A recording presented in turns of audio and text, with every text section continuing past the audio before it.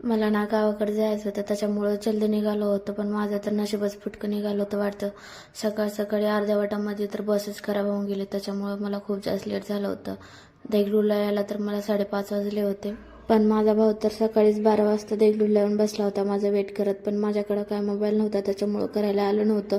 कसं तरी फायनली देगलूरला तर आलं होतं. मग लगेच घरला जायसाठी निघालो होतो. पण आभाळ तर खूप जास्त झाला होता. मला तर भीती वाटत होतं, मला काय घरला जाऊ देते का नाही, म्हणून तसंच वाटलं होतं.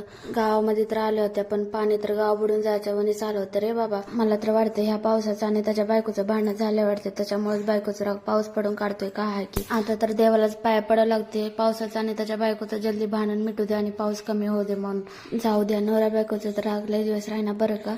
मग घरी आल्यानंतर मम्मीचं रिॲक्शन तुम्ही बघू शकता. मम्मी तर किती खुश झाली होती आम्हाला बघून. मी ना मम्मीकडे आले की माझं तर अर्धा टेन्शन दूरच होऊन जाते. हानीला काय सांभाळायचं राहिना, मम्मीकडेच राहते. मला मस्त खायचं फिरायचं एवढंच असतं.